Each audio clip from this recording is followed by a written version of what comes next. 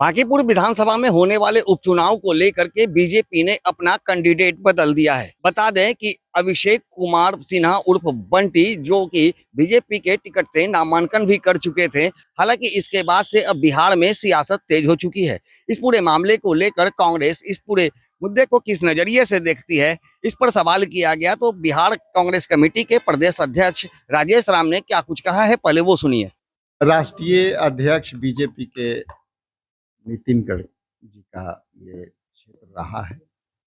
ये फैसला है जो राष्ट्रीय अध्यक्ष होने के नाते ये बीजेपी का मामला है, उस पर तो हम विशेष कुछ नहीं कहेंगे। उनकी जो है ये आंतरिक मामला है, लेकिन ये बीजेपी के अब तक का सबसे बड़ा यू टर्न है अपने दल में अपने उम्मीदवार के चयन की प्रक्रिया में। ऐसे बीजेपी सरकार जो है, केंद्र सरकार, बिहार सरकार यू टर्न के लिए जानी जाती है। जितना आप देखिएगा, बीजेपी ने हमेशा अपने निर्णयों के साथ यू टर्न ली है, लेकिन पहली बार अपनी कैंडिडेट के चयन की प्रक्रिया में मास्टर स्ट्रोक के रूप में यू टर्न ली है।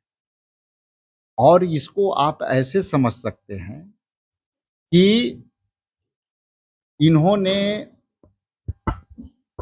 वोट चोरी करके,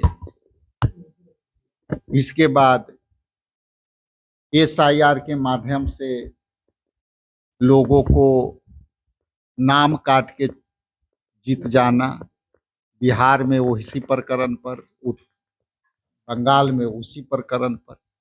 अब ये गलतियों से सरकार बनाते बनाते इनके पास अब अपने दल में अपने कैंडिडेट को भी पता नहीं चल रहा है कि गलत क्या है सही क्या है।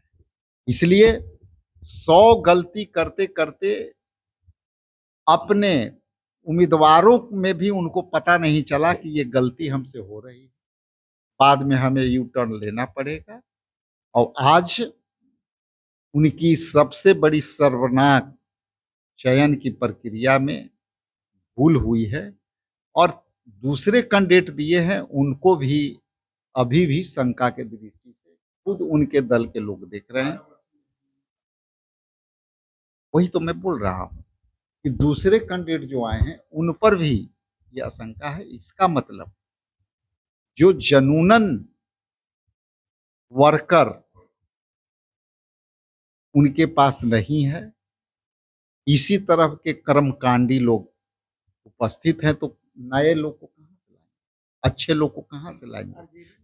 चूंकि अच्छे लोग एक मापदंड के तहत आते हैं, SIR के माध्यम से चोरी करके नहीं आता है।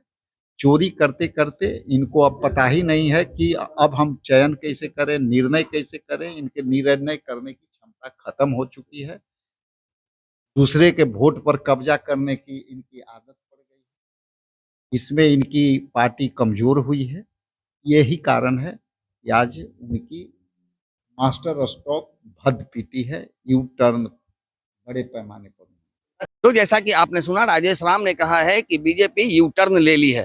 हालांकि इस पूरे यू टर्न के बाद चुनाव में किसे क्या फायदा होगा, इस पर उन्होंने चुप्पी साध ली है। बता दें कि महागठबंधन की ओर से RJD के उम्मीदवार रेखा गुप्ता को उतारा गया है।